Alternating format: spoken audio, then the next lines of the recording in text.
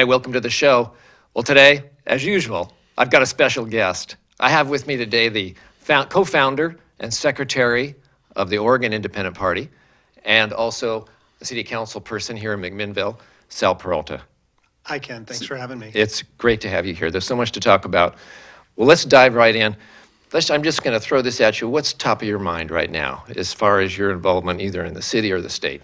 Well, first of all, Ken, thanks for having me on the show. Well, sure. I really enjoy watching you on cable access and all the guests you have. There's really not very many shows that highlight local matters the way that you do, so I really appreciate it. Well, I appreciate you coming here. You do a lot in this town and in this state, and I just think people are curious, what's Sal thinking about now? Because you come out with articles, you come out with a vision now and then in the paper, we see you on Facebook, and it's great to have you here to hear what you're thinking about right now. Oh, thanks. Yeah, I mean, one of the things that's been top of mind lately is the legislative shutdown. I think there's a lot of folks who are hoping that our policymakers can come together and even if they can't find agreement on the climate bill that's been the result of the closure, that at least they could come back together and complete the people's business. Yeah, well, we've seen in the news the $1.5 million that can come to Yamhill County, to McMinnville, for a center for homeless people to get services. Right. And that closure, I'm worried that might impact that going forward. What do you think about what's going on there? Well, first, I want to say that Ron Noble deserves a lot of credit for helping our city get that $1.5 million allocated in the legislation. Really, I wasn't expecting that we were going to be in a position to get funding for that Compass Center. The idea behind a Compass Center is that you give homeless people a place to go during the day where they can get connected to services that can help them move forward with their lives. And this would be an alternative to people kind of hanging out by the library or the parks, just to give them another place to be that's safe and where they can get access to services. So that's the idea behind that. And again, I think Representative Noble deserves a lot of credit for doing that, as well as Representative Kotek. I last summer put quite a bit of, as much pressure as I'm capable of anyway, on the legislature and the governor to address the issue of homelessness on an emergency basis. You had an op-ed in which paper? Yeah, I had an op-ed in the Oregonian and Yeah. was making a lot of phone calls to legislative policymakers and people who are involved in homelessness in Portland and Salem and some other areas, just trying to make the case that this really is a statewide crisis. The statistics from 2018 to 2019 really showed that. Statewide, we had a 10% increase in homelessness, but almost all of that increase was in the rural continuum of care that McMinnville is a part of. So we were really disproportionately impacted by that, as people know. We've taken steps as a city council to try and address the public safety side of it with the ordinance that restricts camping during the day and restricts camping in certain areas of town, including the parks. But nevertheless, it's a huge problem, and we need to be able to provide more services than we're currently able to as a community. So how's that going to go forward if the legislature doesn't come back?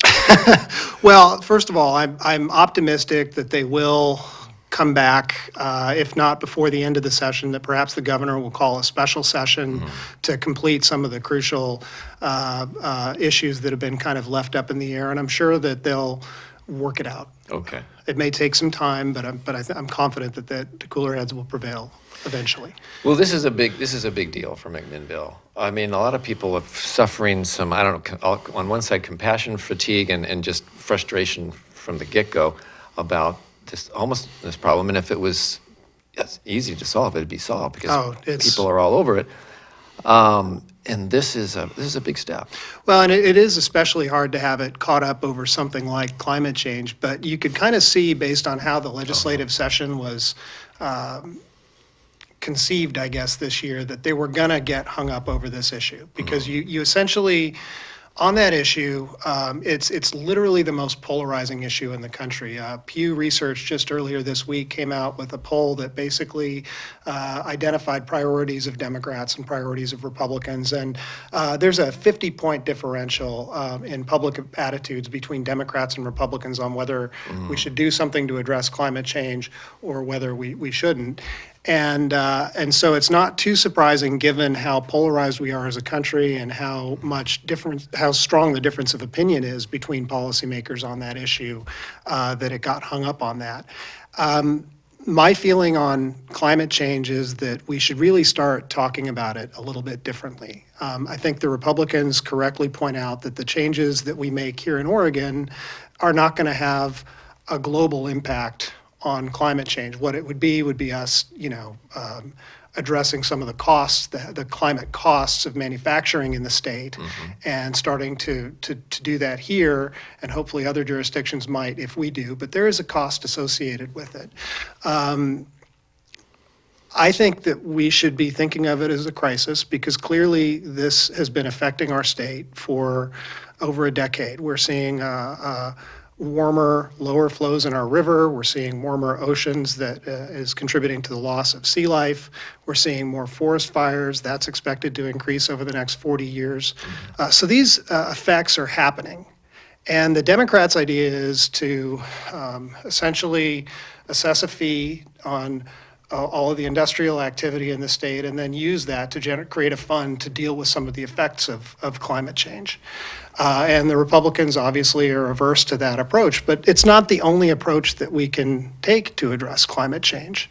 For example, one aspect of the climate bill deals with solid waste policy, solid waste being materials going into landfills. A lot of people don't realize that Oregon has gone backwards over the last 20 years in terms of recycling and recovery. It's bad for the climate. It means that we're having a bigger climate effect from our landfills, and many people may not be aware that 8 of the 30 biggest industrial polluters in the state are landfills, methane emissions from landfills. And that's increased primarily because of the increase in organic materials that are going into the state that are not being recovered. 10 years ago, when we had a bigger presence in the pulp and paper industry, and when the SP newsprint mill was running, we recovered and recycled a lot of paper pulp that's not being recycled anymore.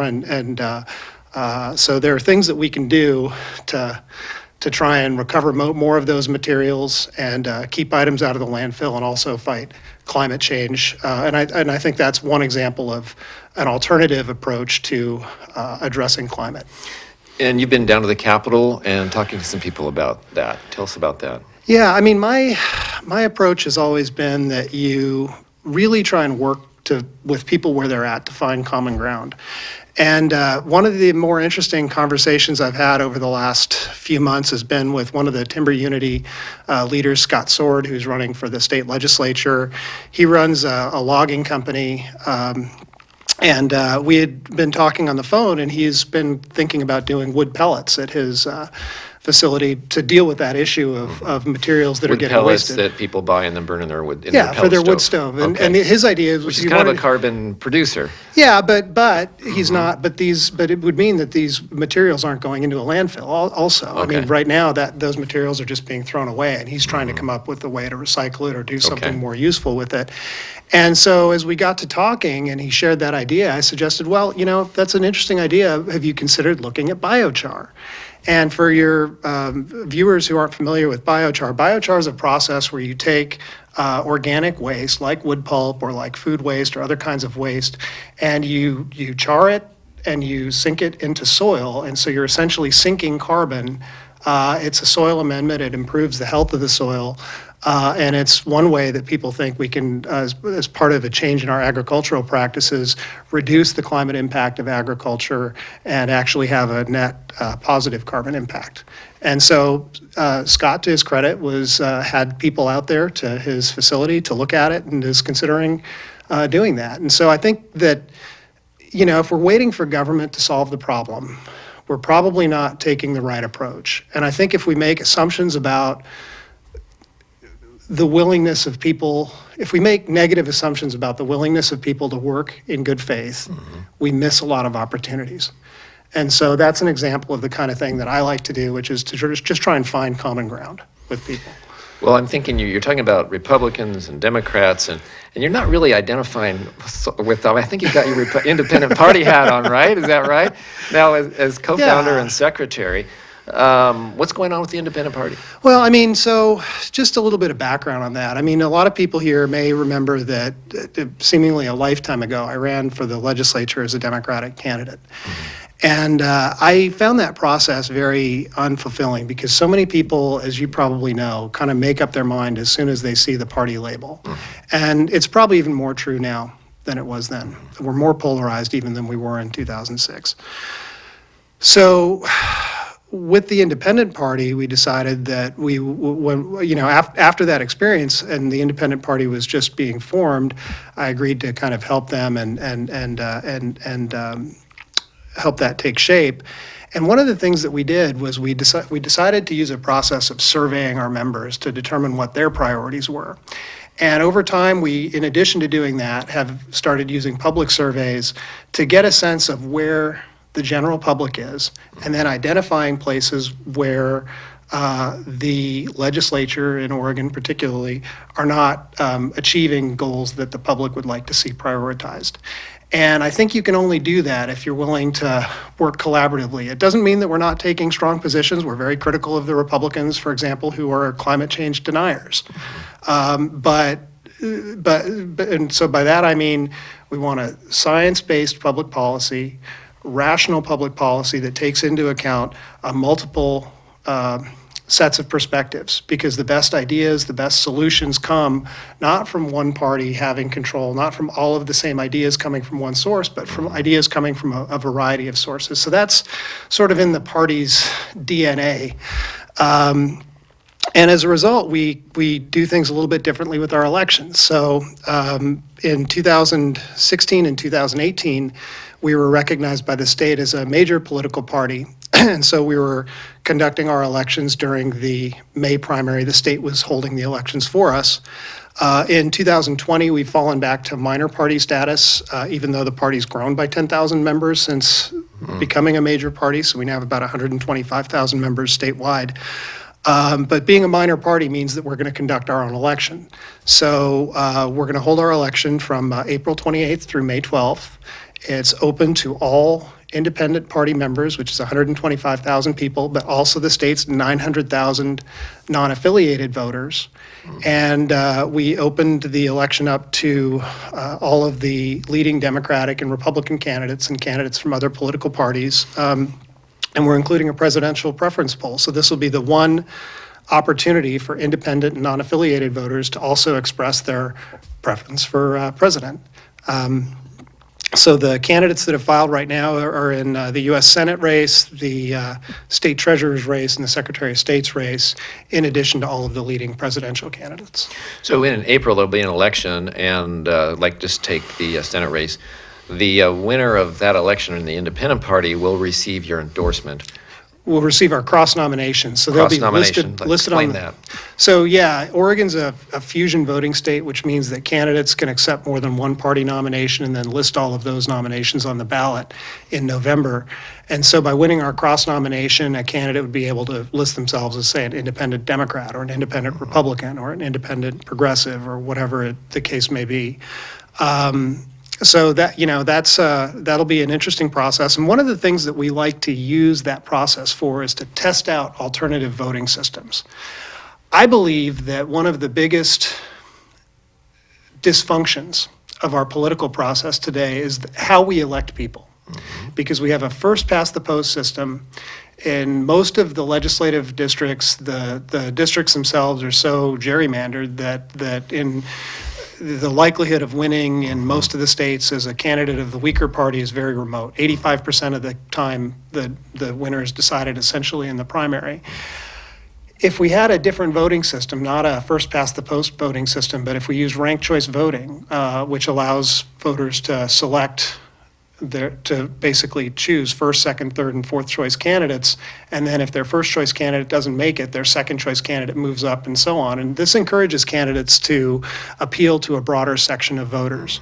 And so we're going to use either ranked choice voting or star voting, which is a voting system that was developed by Mark Frohnmeyer in Eugene to conduct our election this year. And we've used these kinds of alternative voting systems in previous elections. And it's pretty interesting to see the results. So if you're an independent or a non-aligned, how will your ballot come to you?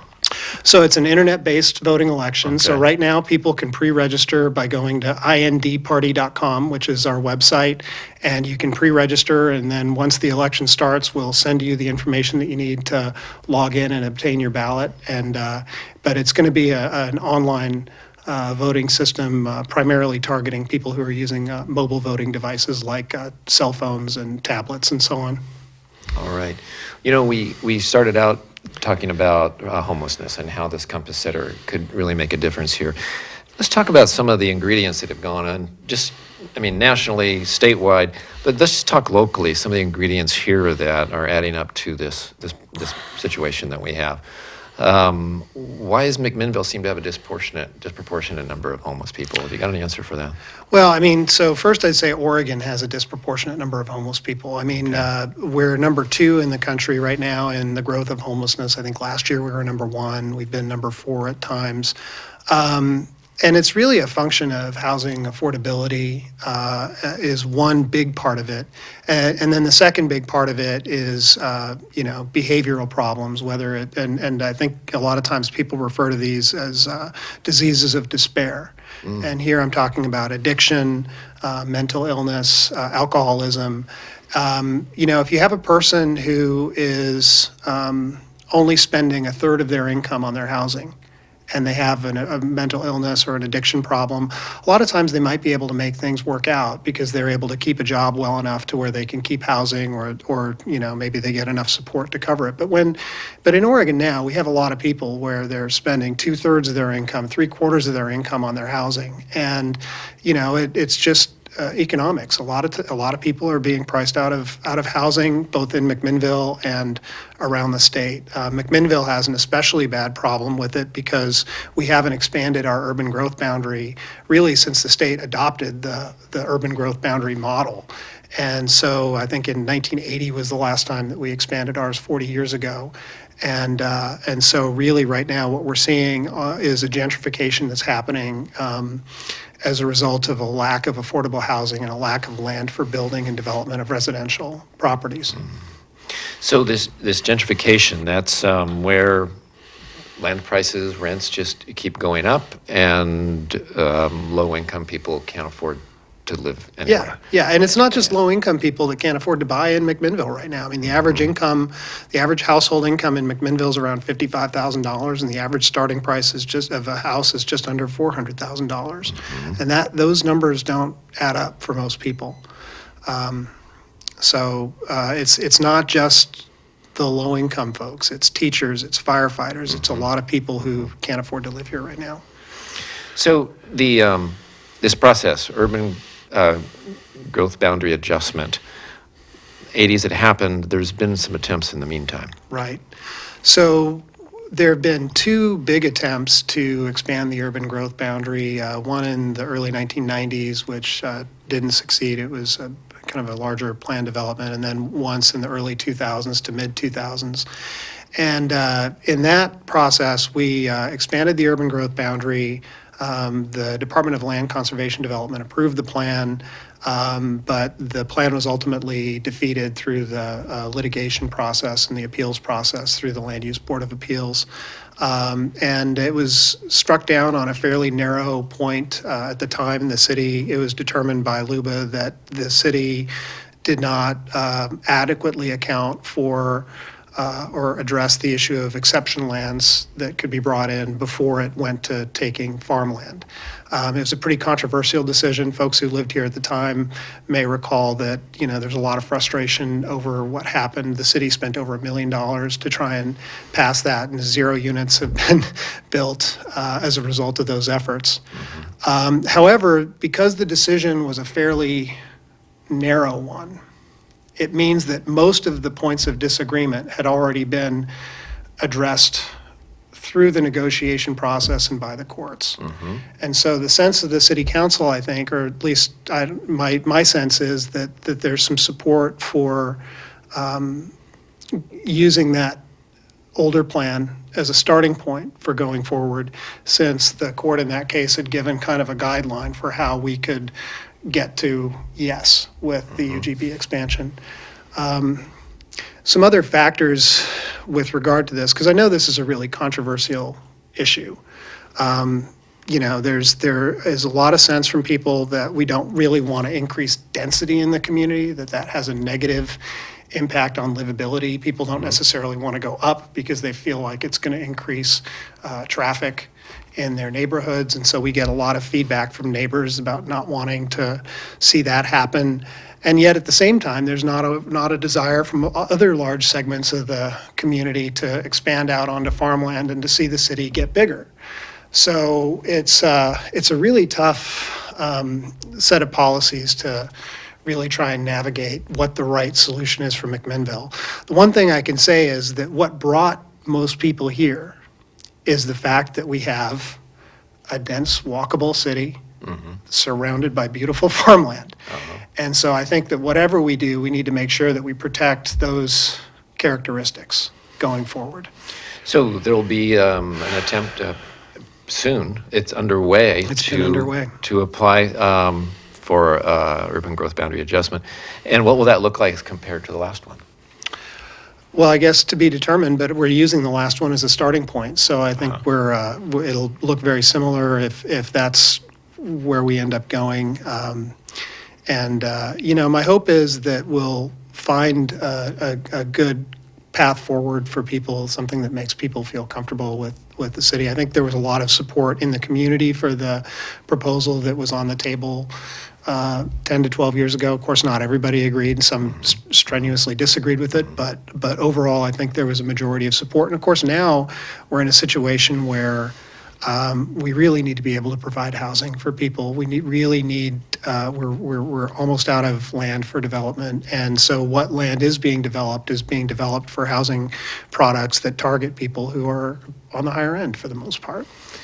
And the need, I guess you could say fairly, is it's much more obvious now that this adjustment is needed. Yeah. So hopefully there'll be a little bit more pressure on figuring out how to do it. And I should say, thank you. Yes, I agree. But it's not just McMinnville that's having this problem. I mean, statewide, the Office of Economic Development, the State Office of Economic Development, said that we're building about 85% of the housing that we need to house our people. And until that changes, we're going to continue having a housing affordability crisis. And it's not just Oregon that's experiencing it. California is going through the same thing. Idaho's going through the same thing. Any of these states that are net in-migration states are experiencing this kind of problem. All right. Well, that's thanks for that overview. I think that'll might be news to some people. Yeah, we're going to go forward and buckle up. Now, as I follow you on Facebook and, in the paper, I see you concerned about, livability, housing, homelessness. I also see, and we've talked a little bit about it, climate change and solid waste. Yeah. So what's been going on there?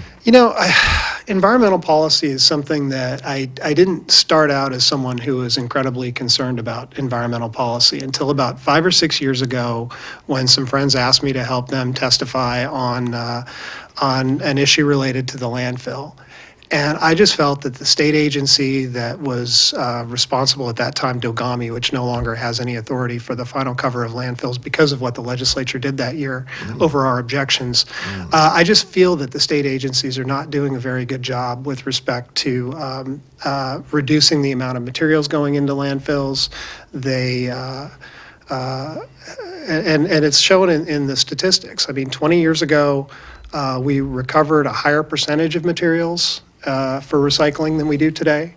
Wow. And we also dispose of more materials than we did, obviously, 20 years ago. So these are pretty significant problems if you're someone who believes in preserving natural resources, if you believe in trying to limit the impact of different types of things on the environment. I've seen a report this week that says that we're consuming as much, humans are consuming as much as 5 grams of microplastics per week in our food and water. I mean, that's stunning. That's a significant number. So reducing the amount of plastics that we're consuming is probably a direction that we should consider going. Plastic consumption has a whole new meaning now. Yeah, literally consuming plastics. Oh my God. And then, other aspects of solid waste policy, like we mentioned, if we reduce the amount of wood debris, wood pulp, food waste that goes into our landfills, then we're reducing the climate impact of landfills. And we're also, engaging in, economically healthy activities. Not throwing away food is reducing waste and will help people with their pocketbooks. Not putting wood pulp that could be used for fuel into our landfills is something that's generally more positive for climate than not, even if they're using it for wood pellets as opposed to biochar. So there's a lot of changes that need to happen.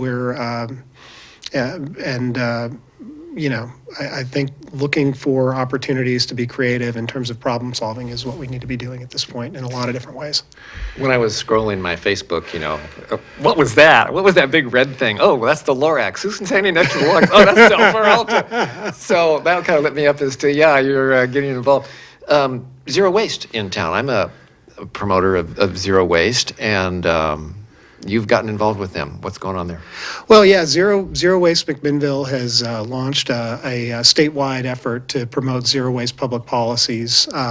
So Zero Waste Oregon is the name of that effort, and I've been helping them to develop the policies and to start talking and to build a coalition around it, and then talk to policymakers to get some things done. And most of that is going to be around reducing single-use plastics and, as I mentioned, reducing the amount of organic material going into landfills, at least for the first year. There's a lot of low-hanging fruit in Oregon with respect to dealing with solid waste policy. Well, I'm excited that you've got involved with zero waste, that you're going to bring this long history of ability to affect the legislature, to create policy that matters. And I think they're probably just doing backflips that you walked in the door and said, hey, how can I help with that? The fact that something called Zero Waste Oregon exists now as a outgrowth of what Steve Iverson and the people there are doing, that's really exciting. People don't really understand how much they've accomplished in a fairly short period of time. Zero Waste McMinnville has taken all of the public events in McMinnville and reduced by more than 80% the amount of trash going to landfills as opposed to being recycled from those events. So that just locally is a huge impact. They were the group that got McMinnville to be the first city in Oregon to begin recycling styrofoam. And I think the number was 3 tons of styrofoam that were recycled last year through that program. And if you think about how light styrofoam is, 3 tons is a lot of styrofoam. Yeah. And of course, they were the group that really were the progenitor of Oregon's, what is theoretically a statewide plastic bag ban. What I've seen is that had really the opposite effect of what was intended, that the policy that McMinnville had adopted is actually superior to the one that was recently passed by the state. Essentially, the state is charging a nickel per bag and then allowing people to take worse, thicker plastic bags. So that's something we might want to take a look at. Well, Sal, we've gone through a half an hour here, and it's been fascinating for me. I want to thank you, just personally, me to you, for the time, the effort. I know in city council you don't get paid. You sit in that cavernous hall for hours upon hours, racking your brain for what can we do? You go home, you do your homework, you come back with solutions, and things happen because you do that. And I'm really appreciative and what you bring to the city and the county and the state over these many years. I am grateful, and I hope you keep doing it for a long time. Well, that's really kind of you, Ken. And like I said, I appreciate the work that you do to make the public aware of things that are happening in the community. Every week, I hear from people saying that they wished that the council did more to reach out to more people and were able to connect to people. But it's programs like this that give us the ability to connect with people in a more mass way, and you provide that. So thank you. Thanks for being here today. Yeah.